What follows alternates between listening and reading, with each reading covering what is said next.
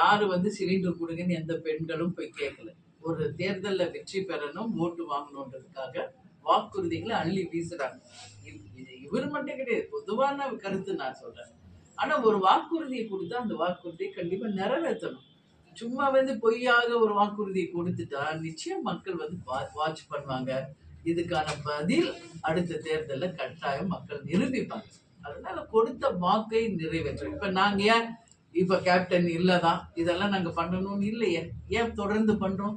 Captain கொடுத்திருக்காரு, வார்த்தை கொடுத்திருக்காரு மக்களுக்கு. அது அவர் இருந்தாலும் இல்லைனாலும் நாங்க கட்சி சார்பாக அதை வழி நடத்துறோம். அந்த மாதிரிதான் இருக்கணும் ஒரு அரசாங்கம் அப்படின்றத என் கருத்து. நீங்க கேட்டீங்க இல்லையா அசம்பிளிக்கு சார்ஜ் டிவியில் இன்னைக்கு ஒரு இது வந்திருக்கு. இன்னைக்கு ஒன்றுக்கு தமிழ்நாட்டில் எந்த சட்டமன்ற உறுப்பினர் புதுசாக வெற்றி பெற்ற சட்டமன்ற உறுப்பினர் பர்ஃபார்மன்ஸ் எப்படி நல்லா இருக்குன்ட்டு இன்னைக்கு ஒன்று வந்திருக்கு. அந்த சார்ஜ் டிவியில் பார்த்தீங்கன்னாக்கா அதில் பிரேமலதா விஜயகாந்த் ஃபர்ஸ்ட் பேரில் இருக்கு. ஸோ அதில் பார்த்தீங்கன்னா எல்லாம் அதில் போட்டிருக்கான் ஃபுல்லாக, நீங்களே பார்க்கலாம். அது சார்ஜ் டிவியில் நீங்கள் போயிட்டு பெஸ்ட் பர்ஃபார்மர் இந்த அசம்பிளியும் போட்டிங்கன்னா அது அப்படியே வருது. 23 லேடிஸில் பர்ஃபார்மன்ஸ் பெஸ்ட்டு பிரேமலதா வருது. அதே மாதிரி எல்லாம் நிறைய வருது. அதில் டாப் 5லும் வருது. இந்த மாதிரி இன்னைக்கு பெரிய விஷயமா இன்னைக்கு பேசப்படுகிறது.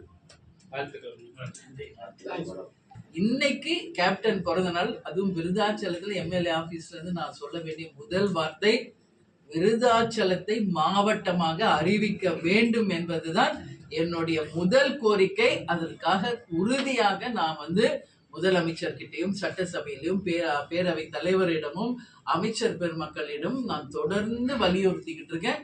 இன்னைக்கு 3 கோயில்களுக்கு நான் போகும்போதும் என்னுடைய வேண்டுதலும் முதலில் அதுதான், விருதாச்சலத்தை மாவட்டமாக அறிவிக்கணும் அப்படின்றத என்னுடைய முதல் வேண்டுதல் கூட.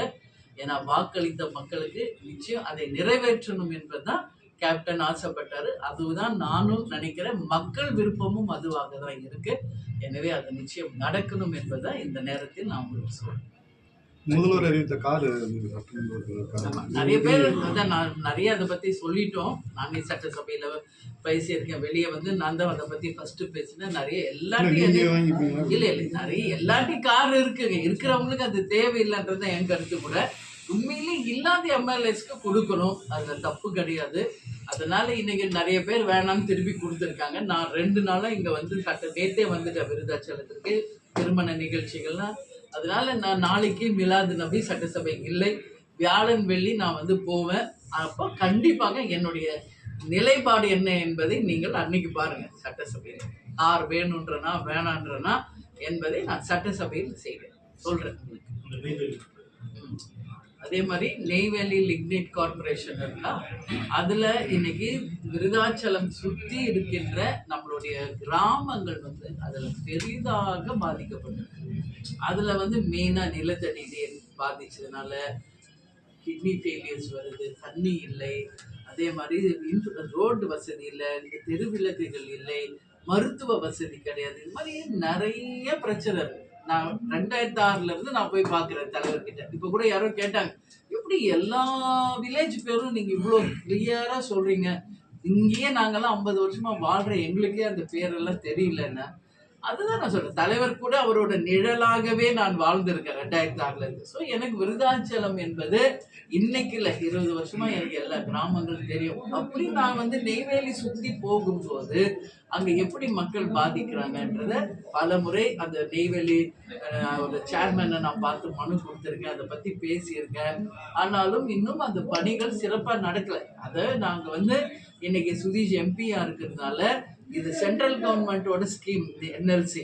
அதனால நம்ம தொகுதி மக்கள் சார்பாக ஒரு பெரிய மனுவை நம் தொகுதிக்கு கிராமங்களுக்கு எல்லாம் கொடுத்து அதை அந்த என்எல்சியோட கேபினெட் அமைச்சரை நேரடியாக சந்திச்சு, கிஷன் ரெட்டியவே நேரா சந்திச்சு என்எல்சியில விருதாச்சலம் தொகுதி கிராமங்களுக்கு இதெல்லாம் நீங்க செய்யணுன்ற கோரிக்கையும் நம்ம கொடுத்துருக்குறோம். அது மட்டும் கிடையாதுங்க, எல்லா இடத்துலயுமே நம்ம பார்த்தோம்னா இன்னைக்கு நம்ம தொகுதிக்கு இப்போ விருதாச்சலத்துல பெரிய ஜங்ஷன் நமக்கு இருக்கு. அதனால போற ட்ரெயின்ஸ் எல்லாம் நம்ம விருதாச்சலத்துல நின்று போகணும் அப்படின்றதையும் அந்த கேபினெட் அமைச்சர்கிட்ட கொடுத்துருக்கோம். மெட்ரோ ட்ரெயின், அதாவது Chennai to Tiruchi metro train வரணுன்றதையும் நம்ம கோரிக்கையா வச்சிருக்கோம். அப்போ போகும்போது அதுவும் விருதாச்சலம் ஜங்ஷன்ல நிக்கணும். இந்த மாதிரி எதெல்லாம் விருதாச்சலத்துக்கு பெனிஃபிட் ஆகும் அப்படின்னு நம்ம பார்த்து அது அத்தனையும் அந்த கேபினட் அமைச்சர்கள் கிட்ட நேரடியா கொடுக்கணும். இப்ப பீங்கான் தொழிற்சாலை நான் பல வாட்டி நேரடியா போயிருக்கேன். நம்ம ஊர்ல இருக்கிற முதல் தொழிற்சாலை தமிழ்நாட்டுல எங்கேயும் இல்லை. அதையும் துறை சார்ந்த அமைச்சர்கள் கிட்ட, கேபினட் அமைச்சர்கிட்ட அதையும் நம்ம கொடுத்து இந்த கல்லூரியை முன்னேற்றணும். அது மட்டும் இல்லை, இங்க வேலை வாய்ப்பை உருவாக்கணும் என்பதையும் நம்ம சொல்லிடுறோம். இங்க முந்திரி விளைச்சல் அதிகம், அதனால இங்க அதன் மூலம் ஒரு இண்டஸ்ட்ரீஸ் வந்தா வேலை வாய்ப்பை நம்ம உருவாக்க முடியும். அதே மாதிரி லாஸ்ட் டைம் நீங்க என் கூட வந்தீங்க, இங்க கவர்மெண்டோட அரசு அச்சகம் போய் பார்த்தோம். இதை நான் சட்டசபையிலேயே அதை பேசியிருக்கேன். உடனடியாக அந்த கட்டடங்களை சீராக்கி அந்த பாதைகள்லாம் அமைச்சு அதை புதுப்பிச்சு அந்த பணிகள் சிறக்கணும்னு கேட்டிருக்கேன். கவர்மெண்ட் ஸ்கூல் எவ்வளோ வருஷம் பழமையானது. இந்த மாதிரி நாம தொகுதியில நான் நேரடி ஆய்வு செய்ததும் மனுக்கள் வருவதையும் உடனடியாக நான் பரிசீலனையில் எடுத்து துறை சார்ந்த அமைச்சர்களுக்கு நான் நேரடியா கொண்டு போய் சேர்த்துட்டு இருக்கேங்க. அது மட்டும் இல்லை, இனியும் என் பணி தொடரும். அது நிச்சயம் நிறைவேறும் வரை நான் மக்களுக்காக குரல் கொடுப்பேன், உழைப்பேன் என்பதை இந்த நேரத்தில் சொல்றேன். போதிய டயாலிசிஸ் வசதி இல்லைன்னு சொல்லிட்டு வசதி இல்லை என்பது நான் கலெக்டர் கிட்டே சொல்லியிருக்கேன். நேரா நீ கடலூர் போகும்போது சொல்லியிருக்கேன்.